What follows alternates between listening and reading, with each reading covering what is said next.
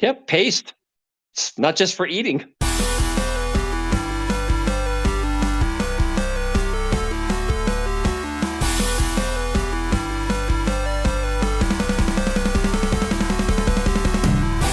Hello and welcome to the Part-Time Gamers, the gaming podcast for people with full-time lives. I'm Cyranex, clocking in with my good friends 9 of 12 and that one weirdo. Everyone, let's give everyone a big dating game kiss. Mwah! Okay. And everyone's like, "What's the dating game?" Yeah. Like, come on. Yeah. It was the best, and it was actually pretty terrible at the same time. You'd be surprised how much stuff on TV is that the best and terrible. I would be in no way surprised. Yeah. Oh yeah, good old dating game. Yeah. Bachelor number 2. If you were a type of processed meat, what would you be? And it's like, oh, this was supposed to be a family show. Yeah. The 70s and 80s. Yeah. I'm so glad I don't remember any of that. I was born in 85, so I don't remember anything earlier than like when I was 6 or 7, so blame the concussion I got in 2nd grade. Anyway, let's go ahead and get into our icebreaker. Nice of you to drop by. Never heard that one before. All right, today I said screw the wheel and just picked a question myself. It's actually kind of stole it from a recent TMS bit, so don't be surprised if I end up doing that quite a bit because they're good questions. Anyways, if you could stay on any sci-fi spacecraft or station for a month, what would it be? We're doing a spacecraft talk today, so I figured that would be an appropriate question to ask. Well, mine's really weird, and I was watching that episode of TMS, and I was like, oh. And I kept putting my answer in the chat, and Zoe Brings Bacon was the only one who was like, yes, and agreeing with me and trying to get them to say it. But no one was ever going to say it because it's like too vague. But Verity. So Okay. if you've ever read any books by Tom Merritt, Ace Detective and stuff, Yeah. his books, Pilot X and Verity, are really, really good. And this ship has an AI, and the ship has a drive that it's a time ship. So like, and it's the way the drive works it's kind of TARDIS-y in some ways.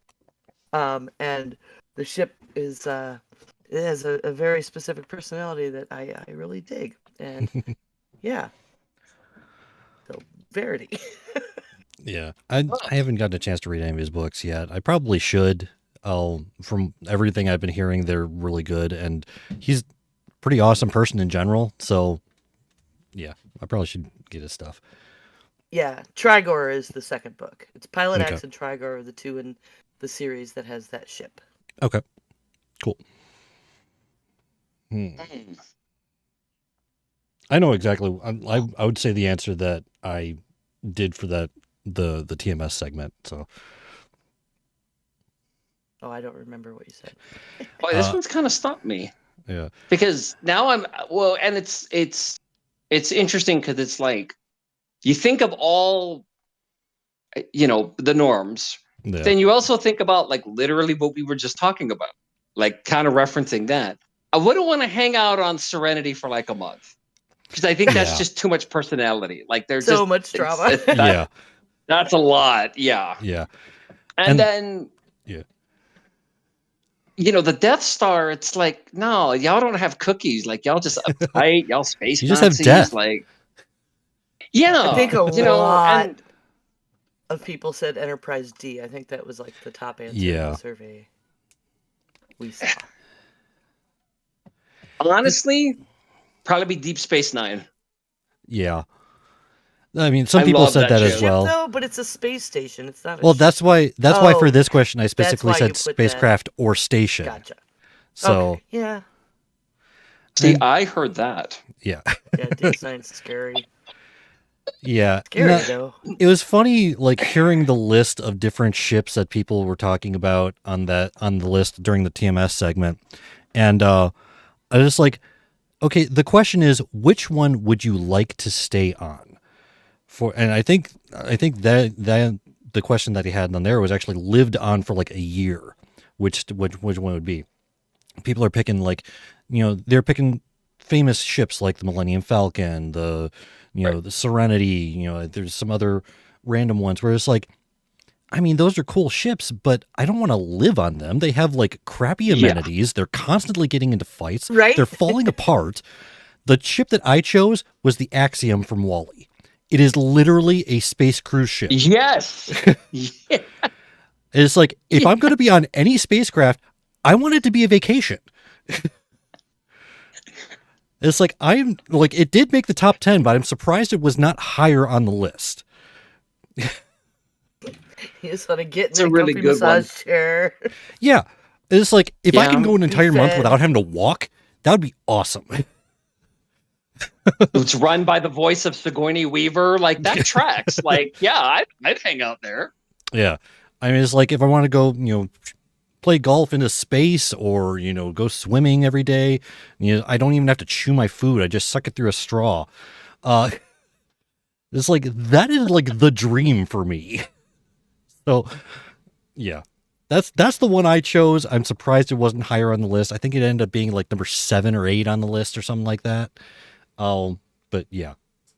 Anyway. It's a pretty good one. Yeah. Yeah, because the ship is, the concept of like a ship, like, a lot of people would think like Enterprise. It's like, okay, yeah, you could live on that for like some time, of course. But, And you got holodecks and a cool bar. Yeah. Yes. I mean, that is a good choice too, but it's not specifically like a cruise ship. It's, right. It's an exploratory ship that has amenities, most of which are actually fairly good, but it's yeah. And they're flimsy on regulations. Romulan ale, it's like, yeah, we'll let that one fly. Yeah.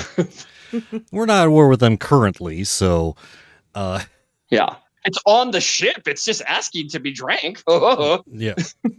Yeah. All right. And with that, that was a good one. Yeah. I mean, I think about it's like, I take the question as literally as I can. It's like, which ship would I actually want to spend time on? Anyway, like, I wouldn't mind visiting the Millennium Falcon, but I don't want to stay on it for any period of time because it's falling apart and constantly getting shot at. So Smells like a Wookiee. Yeah, that too. All right, let's go ahead. Sorry, I didn't mean to be racist, but I don't think we have to worry about that. Yeah, I mean, where is there like a bathtub big enough? Anyway. That's Wookieist. Properly groom your Wookiee. All right, get into our water cooler talk. You get that thing I sent you? Yeah, I got it. All right, September, let's go ahead and start with your article about the next iteration of Nintendo Switch. Yeah, because, it's only been 7 years, so it looks like we're going to get a Switch 2. Yeah. I mean, I was surprised to see that, I was like, wow, 7, yeah, it's been that long. And How is 2017 7 years ago? How? Math. Carry the one. Yeah. Yeah. But, I mean, it's been this long. It's like, well, sales are slowing, so we better make a new one. Yeah. That's literally what they're citing for the reason to do that, which is wild. And they want to do it now, too, because Zelda and Mario interest is really high. The Mario movie just hit. Characters that are theirs are really popular right now. So it is a good time to drop a new one. I think they've been probably relying on peripheral sales, because if you are a Switch user, you know that the Joy-Cons are subject to drift before long. Yeah. So you're constantly replacing those or finding an alternative. And I hope that's something they solve. And I wonder, too, if the Steam Deck if they're accounting for the Steam Deck, like they really have to compete with that because at the time, the Switch was that new space, man, and people thought, are they crazy? And then the other half of the world said, oh, I want this because it was the first thing you could really play full scale games and take them with you, very easily. But now the Steam Deck is out there and gaining in popularity, but it's like more expensive than a Switch. Like I still don't have a Steam Deck, but we might get a new Switch depending on how the list of game looks for it. Yeah. Or if it's backwards compatible. I actually like. Well, they're pretty good with that. I mean, for the Switch, we've got that whole basically library of retro stuff that got really easily and cheaply there, and they got better and better digital stuff. I think we only bought a couple physical games and have been able to just download more and more and just, have a memory card to deal with that. But apparently they are expecting to follow this hybrid approach again. I think it's a good idea. I actually have a Switch Lite over on my shelf behind me. But I've actually been thinking about seeing if I could get a full blown Switch because, like, my kids, one of my cousins has a Switch that he'll bring to family events, and my kids love playing Mario Kart and stuff like that. Like they've played Kirby and different Nintendo games on there, and I would love to be able to get a full Switch, be able to hook that up to our TV in our family room, and be able to play Mario Kart with my kids. Stuff like that. I think that would be great. That'd be really fun to do with that. But I can't do that with the Switch Lite. I have to get a full Switch to do that. But it still offers me the option. It's like if I want to take it with me, I can still put it in mobile mode and go from there. So, yeah, it's going to be they're going to have some hurdles. I'm excited for it, but the sales stuff, like they have to make sure there's enough available, but then also not overproduce because they have to account for like the pandemic's not such a factor now, because they really benefited from a couple of years after it came out. Everybody needed one. Yeah, I mean it's like Animal Crossing hit at the perfect time. So. Well, look at all the layoffs in the industry right now, right? In video gaming industry, and a lot of it is that the consumption was really up high for games the last couple of years, and now it's back to more normal. Yeah. But speaking of which, good segue for Theo's next article about layoffs. Good, yes. I'm such a pro, right? Yeah, it's as if you actually read the show notes and planned ahead, unlike me. That's what we're here for. Yeah. So real quick, as far as like math goes, between like 7 years from the Switch, so Sundance is in town for the next week. And it's the 30th anniversary of Kevin Smith bringing Clerks to Sundance, which essentially made his career. Yes, 30 years. So for anybody out there who grew up with that movie like I did, watch your trans fats and take your blue pill for date night. Like, it's been 30 years, folks. Jeez. It's, yeah. I mean, they had a big thing for that, and I'm literally like, so if it's 30 and I watched it when that would make me, oh God. Anyway, so that was a really good segue. So speaking of, cheerful information, and this is an article from Wired, which is interesting how uncheerful this is.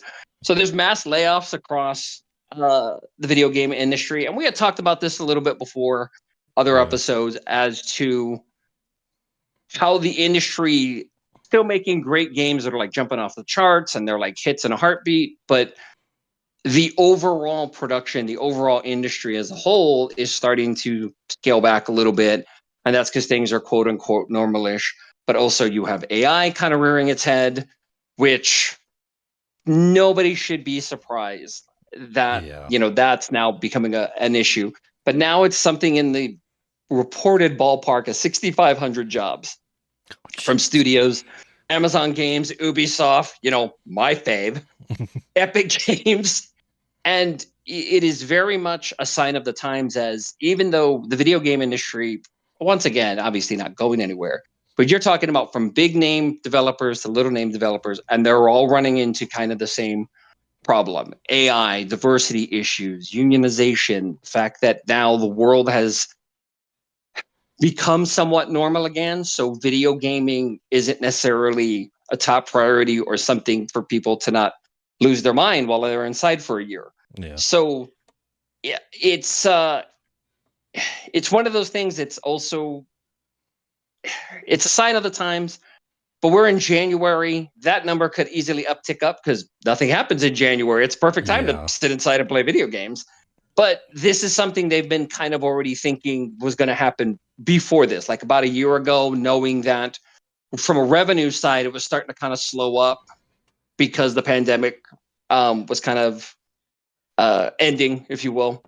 And yeah, every developer that you can kind of think of, my buddies Ubisoft, has had some type of layoffs. And it's not necessarily unheard of. I remember one of the first things that I heard about, like kind of the ugly truth of this industry, is the fact that, how do I put it? There's a lot of games where they throw a lot of people at it to develop it, get it done in time to make the release date, and then they fire a bunch of people. Yeah. It is kind of, in many ways, the industry has a lot of those instances where it's nomadic, where this is not exactly unusual. But now it's starting to affect as a whole, where like if somebody leaves one developer, what's the likelihood of them getting hired someplace else if they're starting to scale things back? So it's just it's something that probably is going to affect the industry for at least the next year, if not a couple years. It's not entirely a surprise, but now it's kind of back on the industry to go, well, how do you get people back gaming, and how do you get jobs back? Yeah. Surprised to see that of the layoffs that have been happening, QA workers were the most impacted. That's so short-sighted. Like, Yeah. Why do companies do that? I mean, at least it's not as much as a safety issue as in other industries, but QA on video games, you slack on that, you start taking the heat, that's gonna the longevity of your game. If it comes out janky, you might lose everything. Yeah. Like, QA should always be quality. Yeah. That's so dumb. Yeah. Oh, and it's not a surprise that let's be honest, it's not the first industry to cut a corner in the QA department and go, let's just see what happens, folks. Yeah. And then you wonder why you get shit-tastic games, excuse my French, like, what was it? And I don't think that was just a QA issue. That was just an issue. Yeah. That Walking Dead game, Destinies. Oh, that my one too. God. That crap fest. Oh, dear. They had the nerve to call it a video game. Yeah. Although, knowing what I do about programming and that part of the industry, they probably are retaining some developers who don't have a current project by just making them do the QA, or just piling it on them at the same time, which makes both of their jobs, worse. Yeah. And it happens to my husband all the time. That's one thing that is, it's such a difficult thing. Like, we can't release this because there aren't enough QA people to have looked at it. Yeah. I mean, the thing is, if you're a business owner, your goal ultimately, is to make money. And one of the best ways to make money is to have the least number of people doing the most amount of work. Oh, I mean, that's an unfortunate fact, but the thing is, like, being actually in the company, morale is an important thing. And while, yes, 10 people can technically do all of the work, having that one extra person and increasing the morale of everyone improves everything. And it's like, even like at the job I have, for the longest time, we had just 4 people in our department. And we recently, about 3 months ago, hired a 5th person. And just from him being there, the load on our entire department has lessened to the point where people are starting to get like consistent 8-hour days. Like normally we have 10 hours, but if we're, a little light on work, they'll let us go. Well, not me because I'm already on 8-hour days, but everyone else has a chance to like be able to leave early. The load on us is so much better just by having that one extra person. Even if he's not actually running a machine, even if he's just helping unload. Like I recently injured my arm to the point where like I couldn't lift pretty much anything with my left arm. And for like about 3 weeks now, he's been helping unload the machine I'm running. It's like if he wasn't there, we would be in a little bit of trouble there. But this applies to any job. And it's like any business. And it just sucks because everything is run by money, and the best way to make money is to have the most efficient people or doing more than they should be. And of course, the people in the very top of the industries, very top of the companies don't see that loss of morale and don't get all they that see is the numbers. burnout. They don't care about the quality a lot of times. So yeah. Yep. Anyway, sometimes it's all about product. So what depressing? Did you bring a depressing story too? no, actually, I did not bring a depressing one. no, So there's a fancy new game. Yeah. I'm excited. So, and I specifically, the Xbox Direct showcase, developer Direct showcase was this last week, and they showed a couple different games. The new Indiana Jones game by Machine Games. They showed a couple other ones I can't remember off the top of my head, but this one in particular I picked out because our board member recently told me that this was one game that she was really looking forward to, and that is Avowed from Obsidian, which I think Obsidian is very interesting because Obsidian is like the eternal sequel developer. It's like they almost never make their own game. They just like take someone else's game and make a sequel for it. Like Fallout New Vegas, Knights of the Old Republic 2, all of them. Anyways, this is kind of their own game, but it is based off of the Pillars of Eternity world, which I didn't know prior to this, actually. Pillars of Eternity is a great like top-down RPG. It's really good. But I didn't realize that this took place in the same world. So I think that's really cool. They showed some gameplay footage. It's the combat and everything like that. The different dialogue choices you can take and everything. It's a very narrative game. It actually kind of reminds me of like almost a Mass Effect style, like that kind of conversations and everything. And they also have a release window, not a release date, but a window of fall of this year. So still got quite a few months before it could potentially come out, but it's nice to have that window at least. And it actually looks kind of cool. I'm actually excited to see what kind of stuff is going to go on with this. And also, there was reportedly a co-op mode that they had apparently scrapped, so it is a solely single-player game, which personally I kind of like. I like the strong solo player narrative games. So I might actually I'll have to keep an eye on this one and see where it goes. But yeah, I just wanted to bring that one up because, like I said, our board member specifically showed interest in this game. She was a little bit upset that there wasn't any new information during the Games Awards a couple months or last month or 2 months ago, whatever it was.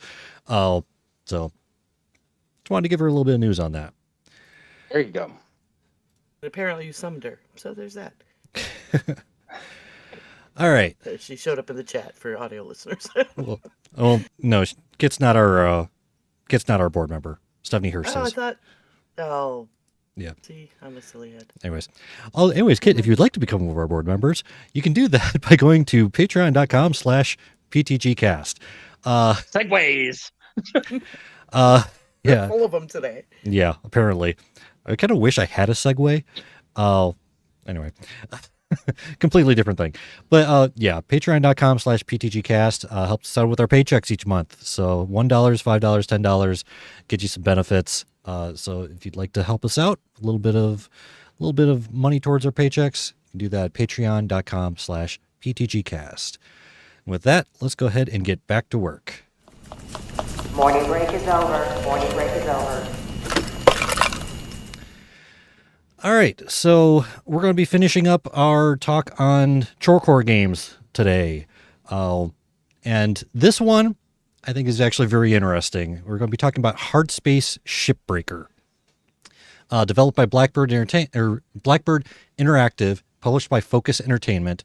It's currently $34.99 on Xbox, PlayStation, and Windows via Steam. But more importantly, it's available on Game Pass, which is where I played it. So this game is like the three games that we've talked about this month. I think this is the most out there, literally. You're not unpacking boxes, you're not power washing stuff, you're breaking spaceships apart and salvaging them for parts. So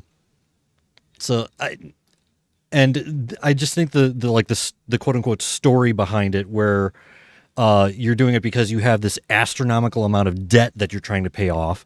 Literally, you're an indentured servant. Basically. Yeah. Yes.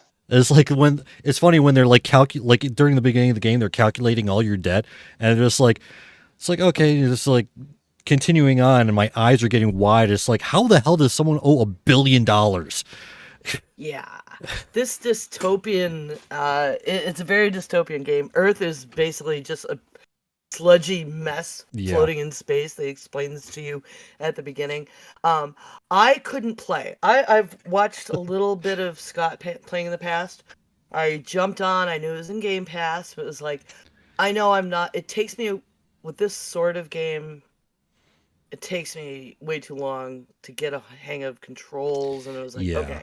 So what I'm gonna do is I'm gonna watch a top 10 tips, right, before I dive into the game, just to give me that head start. And what I discovered was it gives me vertigo. It's one of those for me where I couldn't. I'm sitting there, I'm watching this 10 tips, and then my stomach flopped over. I was like, well, I guess I just won't bother loading it onto my Xbox. And just paid attention to things like, I mean, it's cool. It's got 15-minute shifts for the purposes of our show review. Yeah. And then 9 minutes into the video I was watching, and I didn't pay attention to like the subtitle of like how this game changed my life. I had a whole good God rabbit hole. This guy had noticed something in the credits about the story for this game being based on a documentary the maker had seen about real life shipbreakers. And I went and I watched this guy's stuff, and then I watched part of this documentary. I found websites. This is a horrible real life industry. People are like dying, being poisoned. It's been like just shunted off to like India and Pakistan, and these people are living in these terrible conditions out of bits they made from the ships that they're harvesting from, just for dollars a day, and just being poisoned by all these ships from the 70s that we just, OSHA won't let us take them apart here because it's too dangerous, so we just like shoved them into other parts of the world for poor people to poison themselves with. It's a worldwide like nightmare of grotesque. And this game was literally written from that starting point where the guy got this idea about how you're an indentured service because you own billions of dollars and have no choice but to try to work it off in these conditions. But this company can clone you when you die. Yeah, so they just keep doing that. In fact, when they start off your game with the extraction process, and they're just like, it's only like, they like even warn you that the pain is considered tolerable, but oh, by the way, this process is going to kill you, but we're just going to keep on cloning you anyway. So but yeah, like going back to the vertigo aspect of it, that is one thing that takes a lot of getting used to. If it has the 6 degrees of freedom space controls, so it's very difficult. It took me a little while to get used to the controls because I was playing primarily on mouse and keyboard. I imagine if you're playing on controller, it'd probably be a little bit easier. But one thing that is very important that I found out is there's a brake button that when you press that button, it stops you and kind of secures you to a degree. So because you're in 0G, you hit a booster and you're just going to keep going until you change direction. You're in space. So it does get a little bit difficult to control. So that is one of the hurdles. And then I saw there is a you can hit X or something. And your hand will actually reach out. Yeah. To stabilize you sometimes, like if you're near something. I actually forgot that was because. So for a little bit of background, this is a game that Scott Johnson has raved about for a while now. And I do remember he mentioned some of this stuff that you're like, oh, I'm going to send him these website links. Oh, yeah. Ruin his day. How to ruin your favorite game.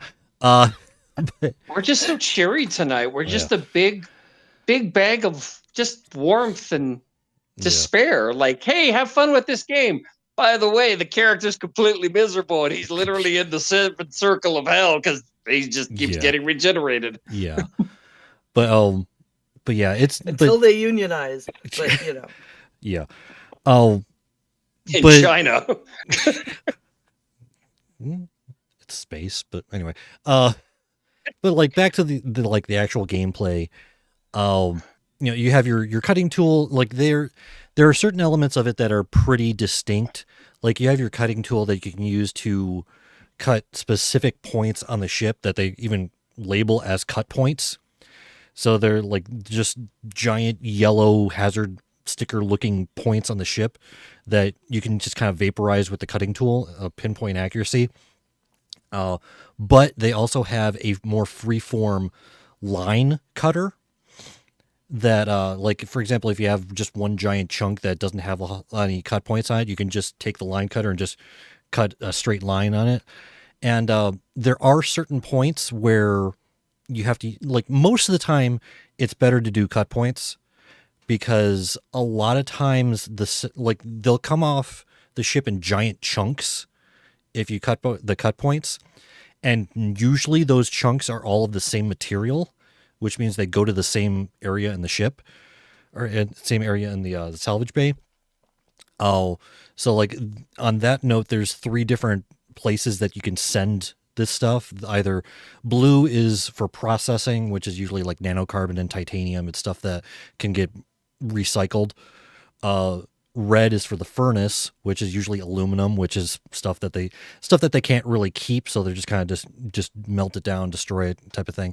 And then there's green for the barge, which are items that can be reused as is, like lights, fuel tanks, storage boxes, stuff like that. So when you're trying to maximize the money that you get from this, you have to make sure that you're sending the right material to the right area. And sometimes it takes a little bit of finessing. Like there was one panel that I remember I cut off the cut points and the panel came down, but there was 2 panels sandwiched together. There was one, the outer sheet or the outer panel was aluminum, the inner panel was titanium. And trying to maximize the amount of money I got, I had to very carefully kind of angle myself and cut between the 2 panels and then send them off, one to the titanium to processing, the aluminum to the furnace. So if there's any one word to describe how you need to play this game, it's meticulously. If you try to start rushing things, you're going to either put things in the wrong place. You're going to send titanium into the furnace, and they're not going to be happy because that's a loss. There's also hazards like fuel tanks and fuel lines. You need to make sure you don't cut through or they're going to burst into flames. There's electrical hazards that you have to be aware of, and your character can die. We mentioned the whole cloning process earlier. So you got to be careful, and like also you have to make sure that you don't run out of oxygen. So it's like, in fact, on Yeah, or fuel for your little jetpack. Yeah. Or you will just float off, Yeah. and that goes back onto your debt. Like it costs Yeah. so much to run a shift. Yeah, I mean, and that was one thing. There's a couple different difficulties as well. The easiest one is called open shift, where you can toggle on or off whether or not you want to deal with oxygen. And your shifts are however long you want. If you go up to standard or higher, you have to deal with your oxygen, and there are shift timers of 15 minutes. So, and each day that it takes you, it costs you more money. But you can still work on the same ship over multiple shifts. So, but to do that, you have to make sure you're working on the same ship. If you try to work on another ship, it'll clear out the previous one. You'll lose out on whatever salvage was left on it. So you need to make note of that. And then once you get to limited and no revival modes, that's where you have a certain number of clones for your entire career. It's not just even per ship, it's for the entire game, trying to pay this debt off. For limited, it's 30 lives. For no revival, it's you have 1 life. You cut the wrong fuel line, you blow up, that's the end of that file. So and then Does it reset the debt? I didn't think it did. I thought it just if you die cost. If you die, you accumulate a little bit more debt to pay off the clone, but you can still continue on. With no revival, though, that's the end of the game for you. But yeah, just if you die in one of those other the other modes, you accrue a little bit more debt from having to do the clone and everything, but you can continue on from there. Like it's a fun puzzle game of horror. Pretty much. I mean, it's dystopian. Shakespeare, come on, Pink Kids, and have a good time. Yeah. I mean, it's this dystopian chorecore. You're this lackey that has to try to. It's so depressing, dude. Like dystopian chorecore would be survivalist games, right? Where at least you can scavenge and build and learn to make stuff. This is like just slavery. Pretty much, yeah. I mean, you're bringing up a bunch of points that I didn't necessarily think about when I chose this game. I know. It made me sad. I went down that rabbit hole, and now you have to go too. Yeah. I'm really outraged today. I was looking at the mechanics of this. I wasn't looking at the implications of it. Well. Yeah. Well, apparently, even after they unionize, it gets ignored. They get an exception. Like, the corporation gets exception. Like, they have to take out the slavery clause that's in the beginning. You sign that. Yeah. They take it out and then just ignore it. You go back to work some more. Yeah.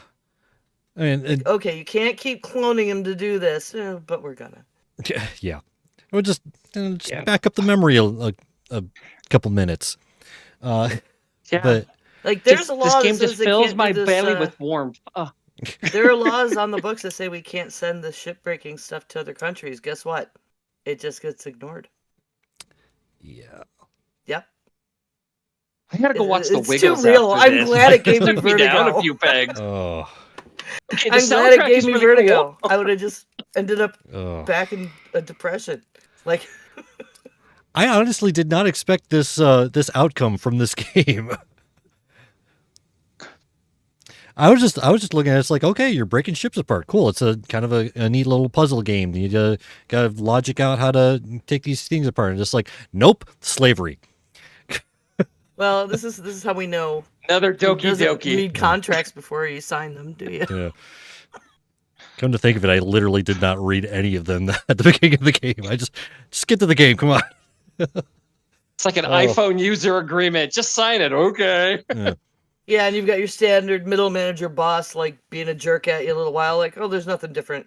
There's nothing unusual about this. No. No.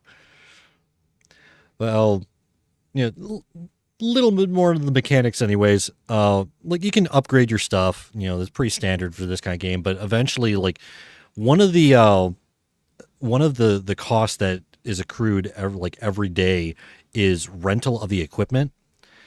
And one of the upgrades that you can get at the high end of each of the pieces of equipment is you can just buy it. So it's like that big upfront cost of buying your own equipment, but that you never have to pay for it again.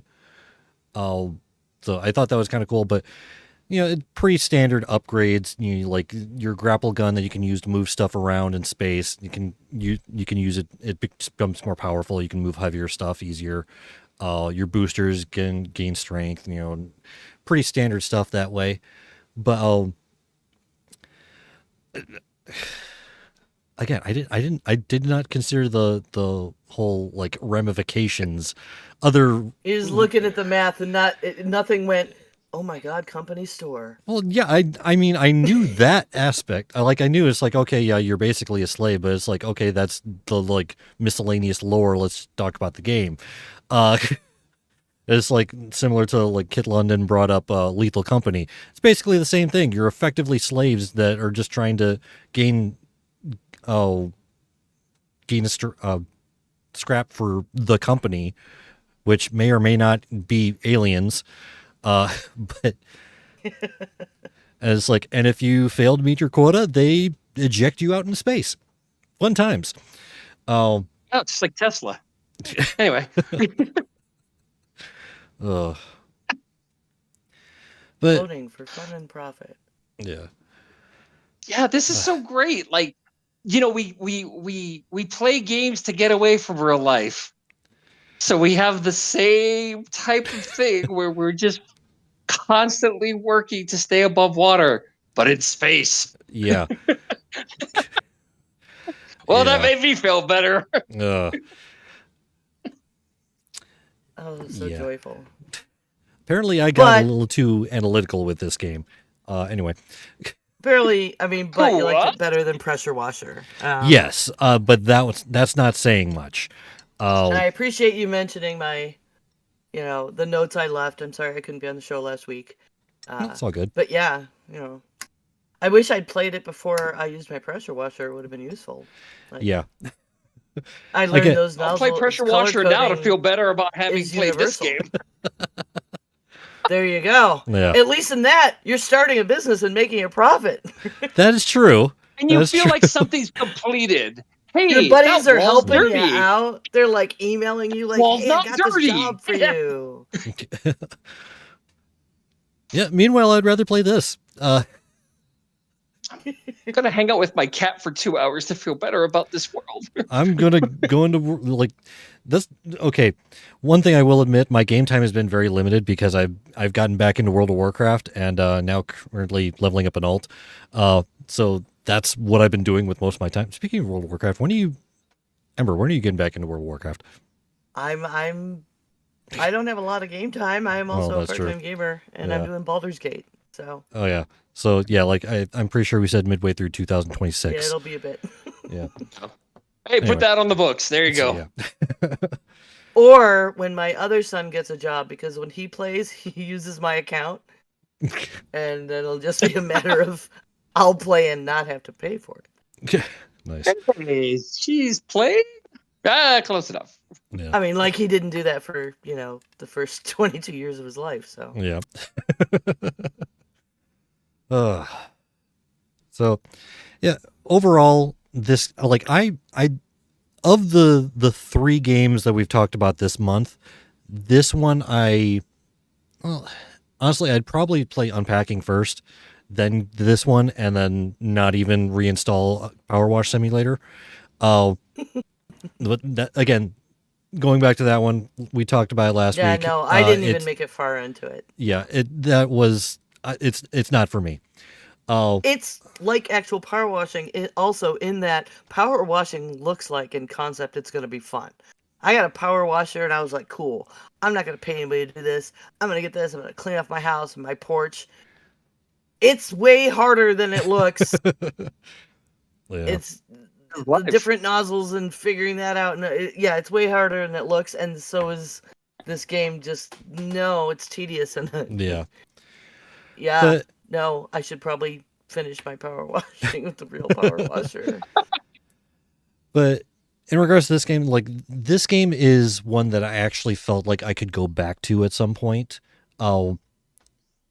Once you get past the controls, for me, this is engaging enough, like with the trying to logic out. It's like, okay, I need to take off this panel first so I can access the fuel tank, so I can take that out.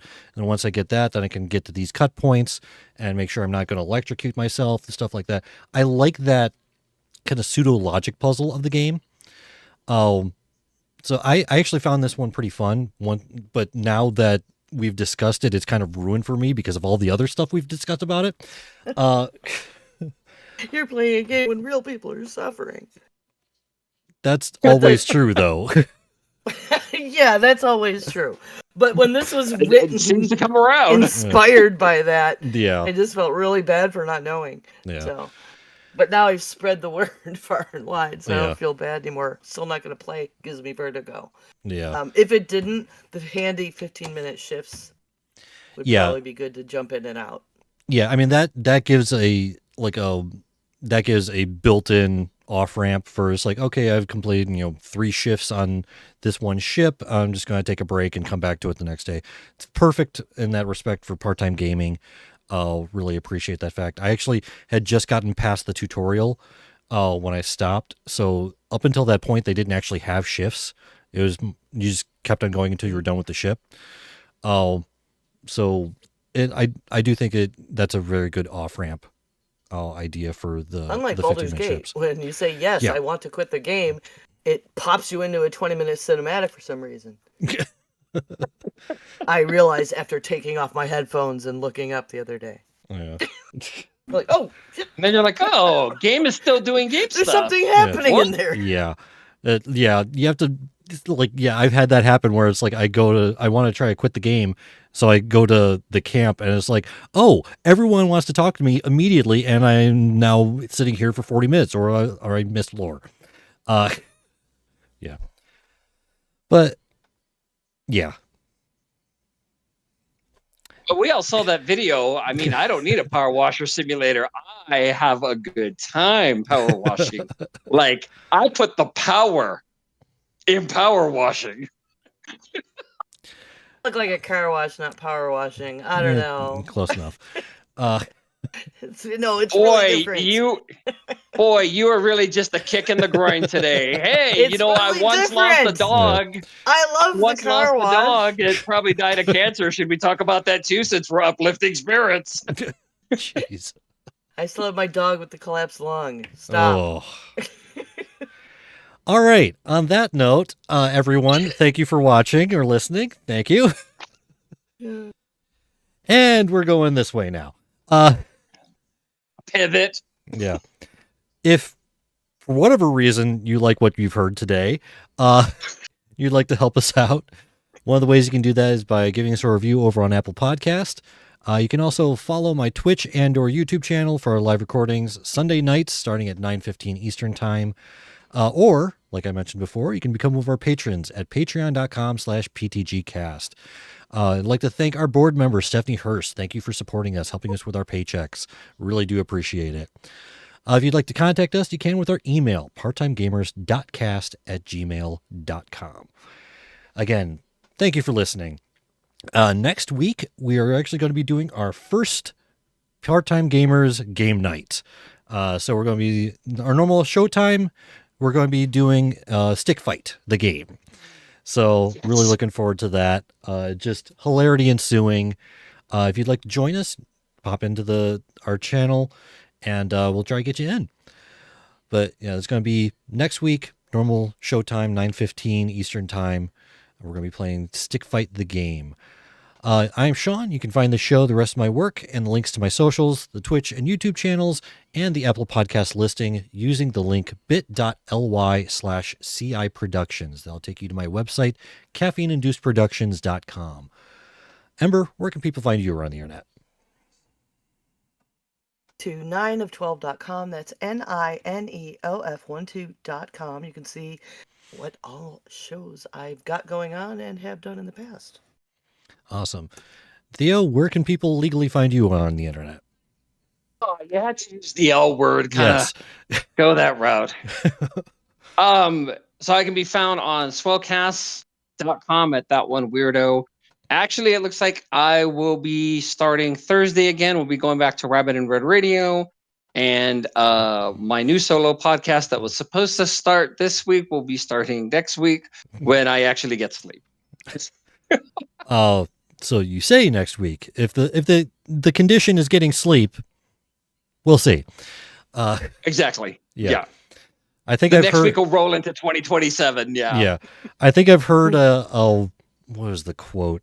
Adulthood is struggling to stay awake and getting sleep and being bad at both. Something like that. Oh, that tracks. Wow. Yeah. Yeah. I can, that confirmed. Yes. But yes, everyone, thank you. Until next time, we are the Part-Time Gamers clocking out.